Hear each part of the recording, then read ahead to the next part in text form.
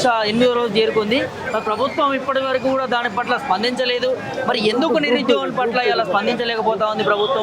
ఒక నిరుద్యోగుడు తన ప్రాణాన్ని పణంగా పెడతా ఉన్నాడు. ఏదైతే ఎన్నికల ముందు వీళ్ళు ఇచ్చేటటువంటి హామీలు ఇప్పటి వరకు కూడా అమలు కాకపోవడము, ఇస్తా ఉన్న పోస్టులు ఇవ్వకపోవడము, మరి ఎన్నో అంశాలు ఇచ్చి ఇవాళ తెలంగాణ ప్రభుత్వము అధికారంలోకి రాగానే చేస్తాము, మా కాంగ్రెస్ పార్టీ నిరుద్యోగుల ప్రభుత్వం అని చెప్తా ఉన్నారు. మరి ఇప్పటి వరకు కూడా ఎలాంటి అంశాలు అమలు కాలేదు.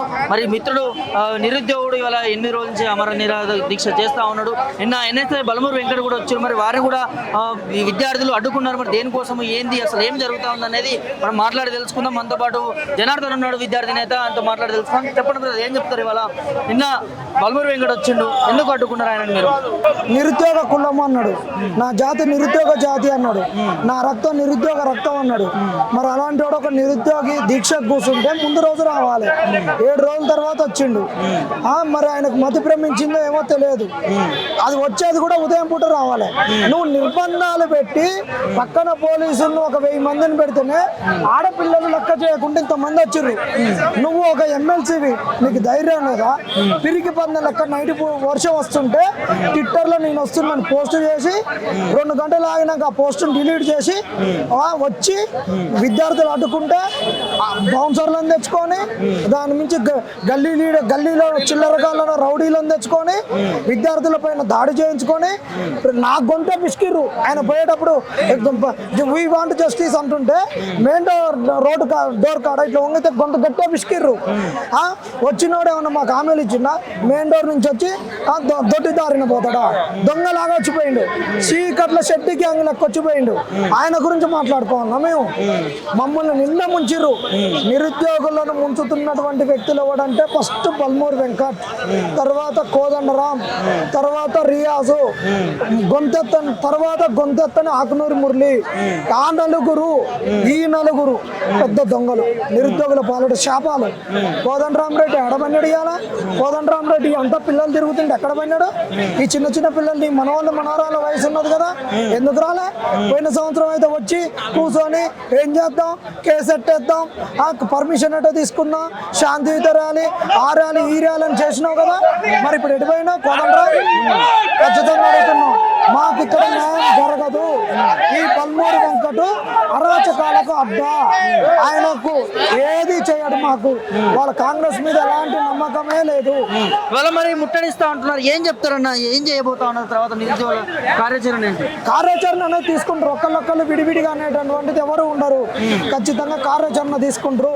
విభజించి పాలించన్నట్టు మీరు డిఎస్సి వాళ్ళు మెగా డిఎస్సి ఇస్తని వాళ్ళని మోసం చేసి చదువుకోవడానికి టైం ఇవ్వకుండా గ్రూప్ 2కు డిఎస్సికి ఒకటే రోజు గ్యాప్ ఉండేటట్టు షెడ్యూల్ ఇచ్చి వాళ్ళని హింస చేస్తుంటే, మానసిక ఒత్తిడికి లోనే వస్తుంటే, ఈరోజు వాళ్ళ డేట్లను కూడా నువ్వు పొడిగించకుండా ఒక 45 రోజులు పోస్ట్ పోన్ చేయకుండా ఆ పిల్లల మీద నిర్బంధాలను మోపుతున్నటువంటి బల్మూరు వెంకట ఈ కాంగ్రెస్ నాయకులకు నిజంగా బుద్ధి జ్ఞానము ఏదైనా ఉంటే అసలు తక్షణ నైతికంగా రిజైన్ చేయాలి.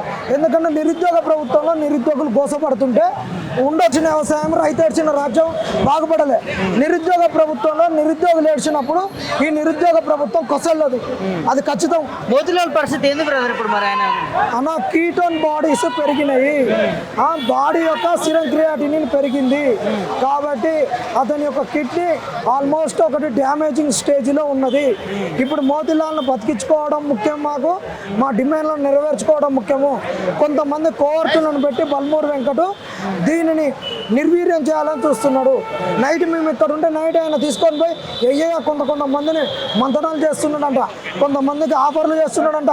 అశోక్ నగర్లు అంటున్నారు, ఆయన అనుకున్న వాళ్ళకి కొంతమంది ఉద్యోగాలు కూడా ఫిక్స్ చేసిందంట. గ్రూప్ 1 మాత్రం అమ్ముకున్నాడు అనేటటువంటిది అశోక్ నగర్లో కోడైకి వస్తున్నది.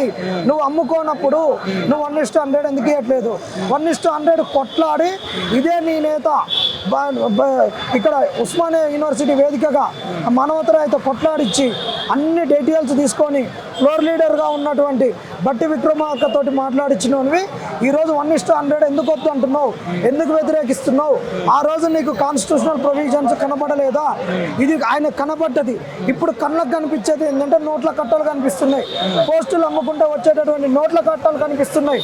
అయ్యాల మమ్మల్ని ఆయన కనిపించింది ఏంటంటే మమ్మల్ని నెగేస్తే పదవి వస్తుందని ఆయన కనిపించింది. అయ్యాల వాస్తవాలు కనిపించి ఈ వాస్తవాల వైపు వస్తే నాకు పదవి వస్తుందని కనిపించింది. ఇవాళ వాస్తవాలను పక్కన పెడితే నాకు డబ్బుల కట్టలు వస్తాయి అనేటటువంటిది నేను అనుకున్నానికి ఉద్యోగాలు ఇవ్వాలనుకోవడం ఆయన కళ్ళకు కనిపిస్తుంది. అంటే ఎన్నికల తర్వాత గెలిపించుకున్నటువంటి కాంగ్రెస్ పార్టీ ఈ తీరుగా చేస్తుందని అనుకున్నారు. అంటే మీకు ఇచ్చిన హామీలు నెరవేరుతుందని హామీతో ప్రభుత్వాన్ని గెలిపించారు. అసలు ఇట్లా అనిపిస్తే మాకు ఇట్లా అనిపిస్తే అసలు వీళ్ళకు ఓటే వేయకపోదు. ఇట్లా అనిపించలే కాబట్టి ఒక్కొక్కళ్ళు మా సొంత ఖర్చులు పెట్టుకొని మా సొంత డబ్బులు పెట్టుకొని నేను నా సొంత ఆటో పెట్టుకొని సూర్యాపేటలో 4 రోజులు ప్రచారం చేసిన. ఇదే రామిరెడ్డి దామోదర్ రెడ్డి గారికి అసలు మా సూర్యాపేట నియోజకవర్గంలో అప్పుడున్నటువంటి అవినీతి అక్రమాల పైన మేము గొంతెత్తినట్టు ఆ రోజు ప్రతిపక్షంలో ఉన్న కాంగ్రెస్ కూడా మాట్లాడలేదు.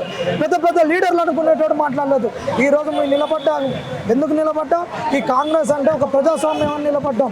రాహుల్ గాంధీ హామీ ఇచ్చిందని నమ్మినాం, ప్రియాంక గాంధీ యూత్ డిక్లరేషన్ ఇచ్చిందని నమ్మినాం. కానీ ఇక ఇంత మోసం చేస్తుంది అనుకుంటే మా ఉద్యోగాలకు మేము పరీక్షలు రాదు, మా చదువు మేము చదువుకున్నాం. ఇలా కాంగ్రెస్ను ఎక్కడనో ఒక నుయ్యిలో ఉంటుండే, అసలు కాంగ్రెస్ కనుమరుగైపోతుండే. ఇలా కాంగ్రెస్ సచ్చిన కాంగ్రెస్కు జీవం పోసింది, తులసి నీళ్ళు పోసి లేపింది నిరుద్యోగులు. అలాంటి నిరుద్యోగులకి అలా మోసం చేస్తా ఉందని చెప్పుకోవచ్చా? మోసం ఏందన్నా, గొంతు కోసి కొనుగురితోటి కోడిని పడేసినట్టు పడేసిర్రు, మర్డర్ చేసిర్రు మమ్మల్ని, కడుపులో కత్తులు పెట్టుకొని కౌగులించుకొని మమ్మల్ని చంపేసిర్రు. ఇంతకన్నా ఇంకెక్కువ చెప్పలేం. మమ్మల్ని చంపిన అడ్డంగా నరికి చంపిర్రు కాంగ్రెస్ వాళ్ళు. బాధ అనిపిస్తా ఉంది బ్రదర్ నిజంగా. ఇలా నిరుద్యోగులను అడ్డం పెట్టుకొని రాజకీయం చేస్తా ఉంది కాంగ్రెస్ ప్రభుత్వం. ఏం చెప్తారు ముఖ్యమంత్రి కావచ్చు, మంత్రులకు కావచ్చు? ముఖ్యమంత్రి రేవంత్ రెడ్డి గారు, నీకు సమాచారం అందలేదు అనుకుంటే మేము మా అంత మూర్ఖులు ఎవరు ఉన్నారు? ఎవరికైనా ప్రభుత్వానికి 7 గంటలకు ఇంటెలిజెన్స్ రిపోర్ట్ వస్తుంది. మరి ఇంటెలిజెన్స్ రిపోర్టుకు విరుద్ధంగా నువ్వు నమ్ముకున్నటువంటి వాళ్ళు, నీ అల్లుడు బల్మూరి వెంకట్ కానీ, నువ్వు నమ్ముకున్నటువంటి రియాజ్ కానీ, నువ్వు నమ్ముకున్న కోదండరాం కానీ, నువ్వు నమ్ముకున్న ఇంకెవరైనా నీకు ఎలాంటి వ్యతిరేక సమాచారం ఇస్తున్నారో ఈ రోజున్న కన్ను తెరువు. లేకుంటే ఈ డిఎస్సి కానీ, ఈ గ్రూప్స్ అభ్యర్థులు కానీ, ఈ ఇంకా మిగతా నిరుద్యోగుల కన్నీటిలలో కాంగ్రెస్ కొట్టుకుపోతుందని మీకు హెచ్చరిక జారీ చేస్తున్నాం.